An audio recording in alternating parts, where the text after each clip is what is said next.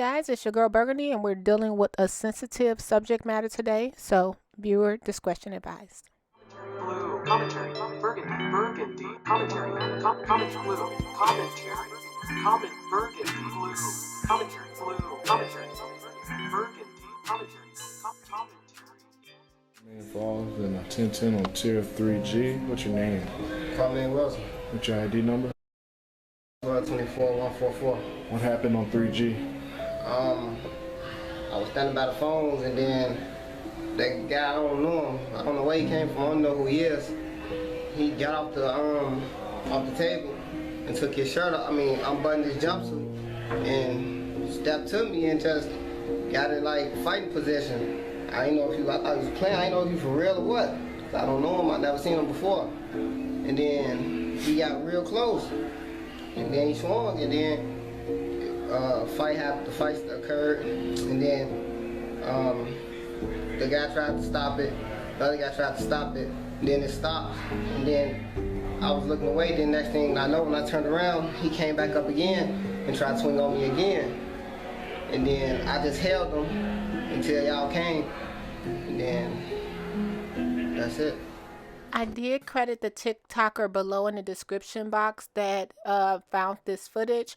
I do not know how long ago this was. However, we can see this is in Qwamane's later years after he was sentenced to 99 years for taking his mother's life. Okay, so you guys, I'm from Chicago. This story was really big in 2012. I was familiar with Nappy Heads. It was one of the more prominent salons in Chicago. It was on a different side of town than I was used to going. But back then, I had locks as well, and I was testing out some of the lock salons, and one was Nappy Heads. And Miss Yolanda, aka Yogi, was very, very nice. Definitely spoiled her son. So let's talk a little bit about the story. I'll also leave the story and some other YouTubers who covered this in the description box below. So Qwamane, young QC Wilson, was born to his mother Yolanda, and his father, who's also incarcerated. I won't get into the details, but allegedly his father was in a gang, and he did something allegedly horrible that landed him in prison. Miss Yolanda, she loved her son, and she decided that she wanted to give him everything that she could and all the things she could not have. He was very spoiled. He had the best of everything. A Mustang with side doors. Oh gosh, I can't say that word. I'll delete it. But the fly up doors, and he had all the best clothing. He also was into the arts. He liked to act. He liked to rap, and he actually has an older YouTube channel. This is you can still see it today. He came up with his own web series even at one point.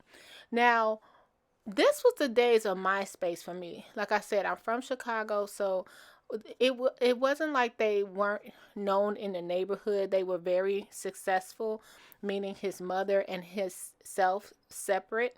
They were successful.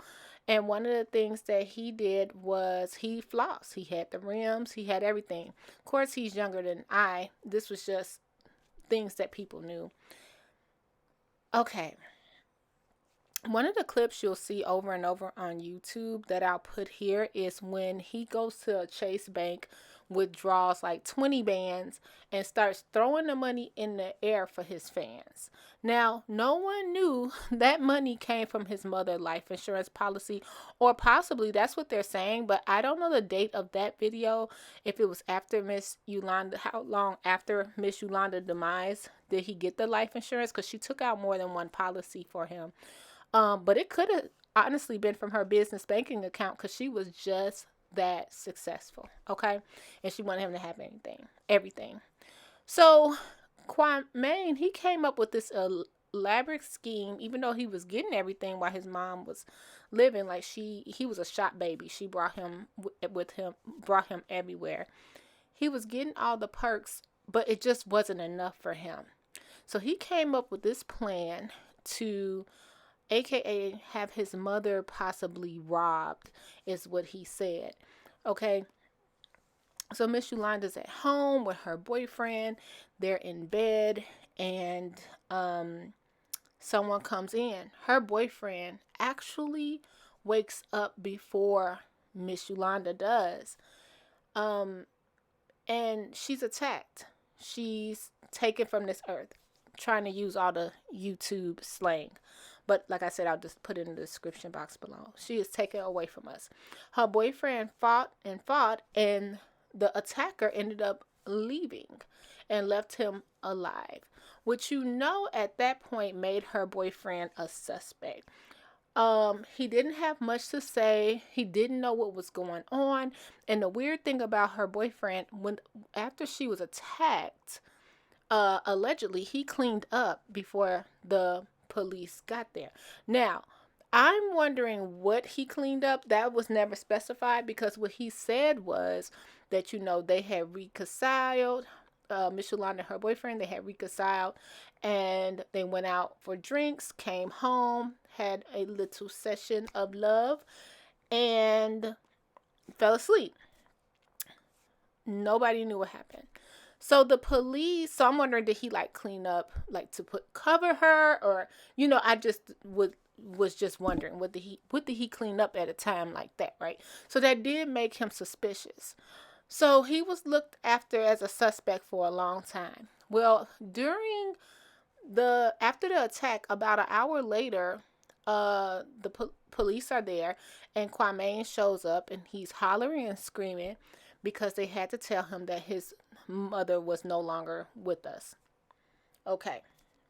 So, open and shut case. Someone broke into the condo building, came in there, and tried to rob, and ended up taking Miss Yolanda life, right?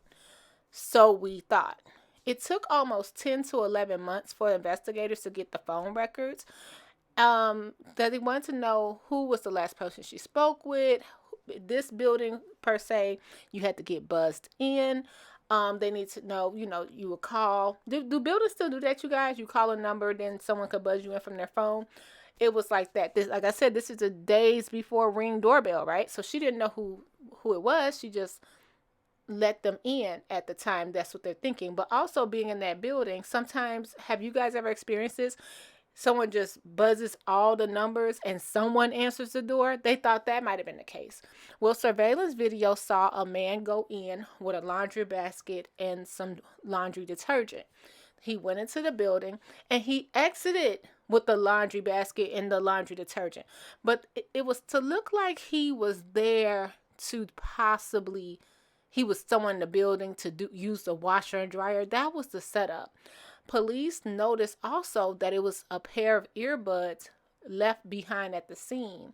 However, the man leaving with the laundry basket, he was missing an earbud. So that's our person of interest. That's the one who did it, they thought.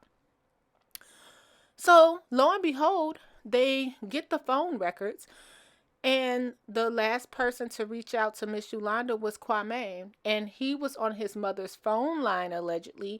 So, during the entire attack, someone was calling another number the entire time. Of course, it was young QC, aka Qwamane.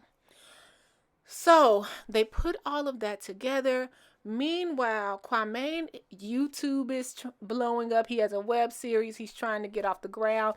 He's running around to the roller rinks. He's running around all over. He's even doing a local news interview about a young lady.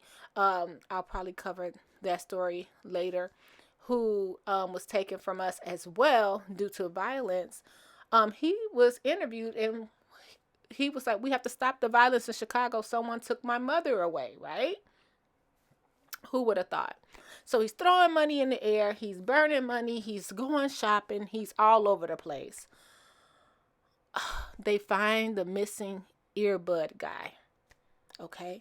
So they find this missing mystery earbud guy, and he spills his guts. He just tells it all. Qwamane hired me. Okay, I'm giving you guys the ad libs. That's what he's like. He hired me and he promised me $3,500 to take his mother's out of here, and I only got $70. So he was more mad because remember, his ear is to the street too. So he sees Qwamane did get the life insurance money and didn't pay him the $3,500 or $4,000 he was supposed to pay him, right? So he's spilling his guts. He named the getaway driver, who was allegedly young QC Qwamane's girlfriend. He named her. He said that no, it wasn't supposed to be a robbery. He was supposed to take her out of there. Can you imagine? 4,000. No, nothing's worth anyone's life. But can you really imagine the tag of 4K to take someone out? And the fact that you went in there to do it for $70. Oh, crazy. So he spilled the beans. They went and got Qwamane. Qwamane said, yeah, they were just supposed to rob her. But here we are. Here we are. We know that's not true. So allegedly, he did it for the insurance money. Well, he has 99 years in prison. The guy that did the assault, that took her away from us, he got 100 years in prison. And the getaway driver, I think she got 14 years. So you guys, do I feel any sympathy that he's having a hard time in there? And he's in Maynard, I believe, which is a big facility here. No. During the court, he did say, when they asked if he had any words, no one loved my mother more than me. What do you guys think? What do you guys think about this? If you are watching, do you watch true crime? I do watch a lot of true crime. I wish it wasn't. I know this sounds weird that we have to, we wish things like this did not happen, right? But have you noticed the people that do these crimes, they live forever. So Qwamane might have that 99th birthday right where he deserves to be. All right, as always, take care of yourself and each other. And let me know below, did you hear that about this story before? As always, take care of yourself and each other. Bye.